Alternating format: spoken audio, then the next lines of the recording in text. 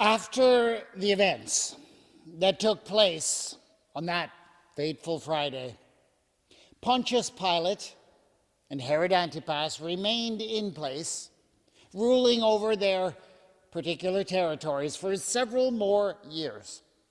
Pilate continued to terrorize the people of Judea and Samaria until he eventually went too far and ordered a massacre of Samaritans at Mount Gerizim and lost his post.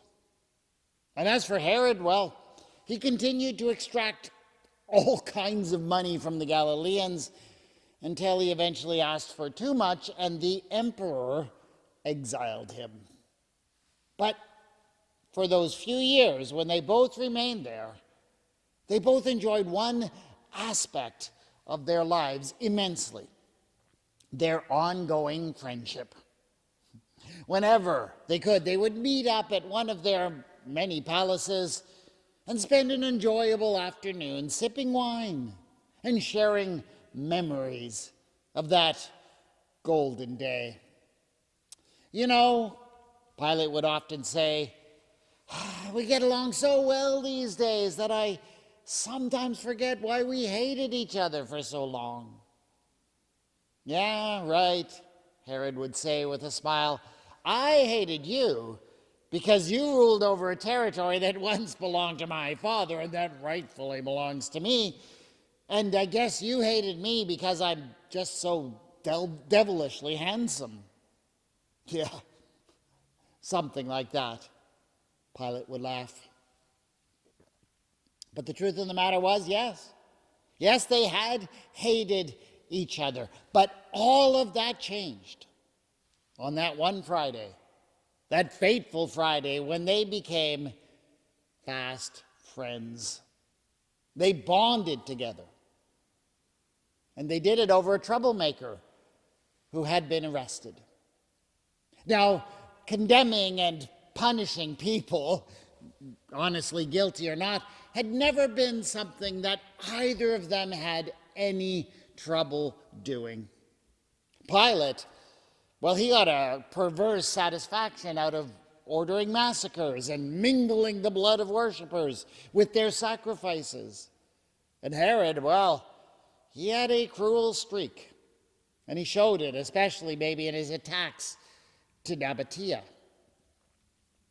And when cruelty is your hobby, well, sometimes it can get a little complicated, dealing with the consequences all the time.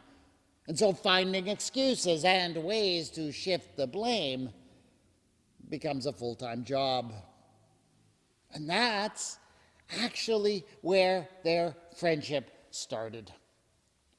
When Jesus of Nazareth showed up before Pilate, well, Pilate would have been only too happy to torture the man to death right away. And he caused a disturbance in his city, and done so at a time when Jerusalem was filled with rowdy pilgrims ready to start an insurrection. Oh yeah, Pilate wanted him dead. But Pilate had been getting performance reviews from the emperor, who was concerned with all the indiscriminate killing. And so apparently he wanted Pilate to tone it down a bit. And so when Pilate found out that Jesus was from Nazareth and that Nazareth was in Antipas's territory and that Herod was in town for the festival, well, he saw his opportunity to find someone else to take the fall on this one. So off Jesus was sent to Herod's palace. And as for Herod, well, he had been wanting to kill Jesus for quite some time. Some Pharisees had even told Jesus as much. So Herod was definitely on the same wavelength. He could see that this Jesus fellow was doomed anyway, so really, why stick his neck out? And so he chose instead to mock Jesus over all of the reports of miracles and wonders he had heard and send him back. Now, Pilate was annoyed. Herod hadn't done what he wanted, leaving him in a position of possibly catching heat over his crucifixion quotas. But Herod was not the only way that Pilate had for finding someone else to pin this whole thing on. The local religious leaders, for example, they were aware of just how difficult Rome could make life for them if there was unrest, especially during Passover. So if Pilate showed even a few signs of not really wanting to kill the guy, if he maybe even made a ridiculous show of washing his hands of the whole affair, that might make them step up and just take the blame on themselves. Oh yeah. Pilate could manipulate them if he needed to. But despite himself, maybe, Pilate couldn't help but respect Herod a little bit. Herod had understood what he wanted and had not been willing to play the game. So Pilate resolved that as soon as this whole affair was over, he was going to call that fellow up and maybe get to know him better. This could be the beginning of a beautiful friendship. I don't know if you've noticed this, but there's something just a little bit odd about the whole story of the trial, the suffering, the death of Jesus. The gospel accounts seem to put a lot of energy into the whole question of laying blame and deflecting blame for what happened. And the story of Herod and Pilate's unlikely friendship, which is told only in the Gospel of Luke, is actually just the most obvious example of them trying to pass the buck back and forth. The answer to the question of who killed Jesus is actually clear. Based on the historical data, there is but one clear answer. Jesus was killed by the Romans. He was executed by crucifixion. And crucifixion at that time was a uniquely Roman method of execution. And they wouldn't even allow anyone else to employ it. So we know who did it. And it's not hard to understand either what the Roman motivation might have been. Jesus had caused a disruption in the temple during the festival of Passover. And the Passover festival, as far as the Romans were concerned, always made them very nervous. For Passover was a remembrance of a time when God saved the people of Israel from slavery. And the Romans, well, they kind of liked slavery. They were dependent on it for everything, and so they got very trigger happy whenever anyone was celebrating that kind of liberation. So they clamped down on any sort of disruption during Passover immediately. So, like I say, it's pretty clear who killed Jesus and why. Pilate did it, my friends. Maybe he didn't drive the nails into Jesus' hands himself, but he was in charge. So you gotta wonder, why do the Gospels, spend so much time trying to chase down other suspects? They tell the whole story as if it's a whodunit that no one can solve. Now, honestly, they may have had some practical reasons for telling it that way. The Gospels were written at a time when the church really couldn't afford negative attention from the Roman authorities. So it was not a good idea at the time to go around blaming the Romans for murdering their founder. So maybe, yes, the gospel writers found it helpful to introduce a bit of nuance into their telling. But I don't believe this was just a cynical step they took to escape imperial attention. Because the gospel writers were writing for the churches, and the people in the churches knew who had killed Jesus. They understood how the empire worked better than any of us could. But by playing around with the whole question of who done it, I think the writers are inviting the readers to look deeper, to look beyond that question of blame. Because here's the thing. Whenever anything goes wrong in this world, blame is a human reflex. We look around and try and find someone to blame. Tragedies happen. They happen all the time, sadly. But there's something inside us that makes us think that if only we can find someone, anyone, to heap the fault on, it will magically make the tragedy make sense. It is faulty reasoning. Sure, there are times when identifying someone to blame may, if done correctly, create an opening for justice. It may even create sometimes opportunities to avoid similar tragedies in the future, but blame itself doesn't automatically make anything better.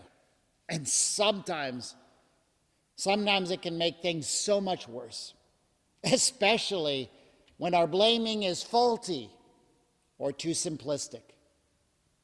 Because we're desperately looking around to find somebody to blame just to make ourselves feel better. It's a natural human response. So yes, as the early church reflected on the death of Jesus, they did feel that natural human response to find someone to blame. And sure, they blamed the Romans, but they also knew it was a bit dangerous to talk too loudly about that. So they also considered other possible collaborators. Herod Antipas, Judas, of course, the Jewish leadership, even the Jewish people. And the gospel writers wrote all of that speculation around blame into their account of Jesus' passion. But I think the writers knew what they were doing. They understood that blame is never a sufficient response to tragedy. It doesn't solve by itself the underlying problems. And that's why I believe they went out of their way to push their readers beyond questions of mere blame. That must be what Luke is doing by telling this unique story of an unlikely friendship between Pilate and Herod. Now let's be clear. They are perfect villains. They are the sort of people who would condemn you to death sooner than sneeze at you.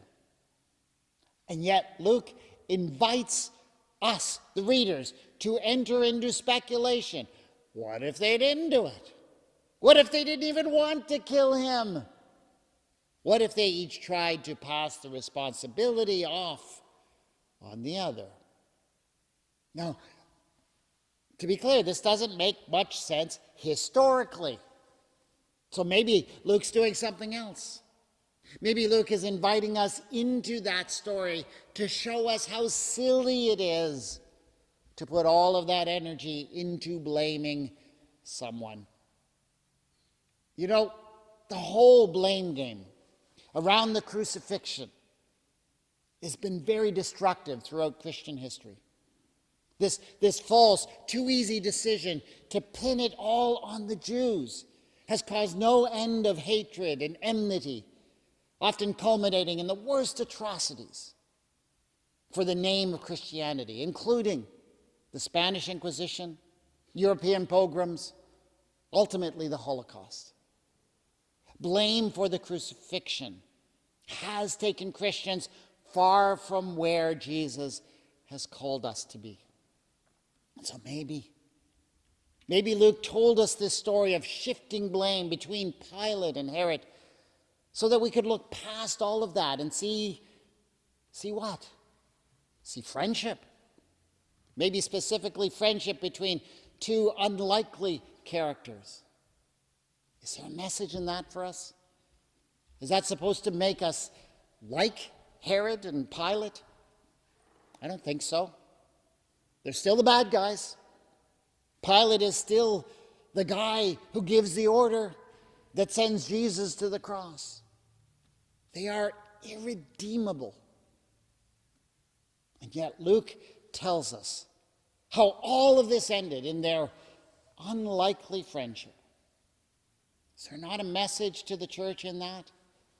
A message that so long as we make the story of the suffering and the death of Jesus merely a story of judgment and of blame, that we will not realize the fullness of its power. Now, judgment is a part of our Christian understanding of Jesus' death. Indeed, for many, the only understanding they have of the meaning of what Jesus went through is that God judged him, blamed us for our sins, and that Jesus had to die to take that judgment away. That is, sure, an accepted theological understanding. But I think that with this story, Luke may be prompting us to consider something else at the heart of what Jesus suffered. He's telling us that ultimately Jesus' death is about turning enemies into friends. I mean, if the trial and the suffering and the death of Jesus could turn the likes of Herod and Pilate into friends, if they could make friendship, space for that friendship in the hearts of such psychopathic monsters, is it not also possible that Jesus went through all of that to bring an end to all sorts of enmity? Jesus gives himself ultimately so we can be friends with God and God can be friends with us. Jesus' death means that ancient enemies, Russians and Ukrainians, Palestinians and Israelis, can set aside generations of hatred and resentment and actually build friendship. Wouldn't that be something? And it even means that you can find the opportunity to set aside whatever grudge, whatever resentment, whatever hatred you've been carrying around against anybody. There's no limit to what the death of Jesus can achieve. Gracious God, we thank you for the suffering and the death of Jesus, as horrible as it was, that it can create new friendships, new alliances, new connections, even among those who have been at enmity. What a wonderful miracle. Amen.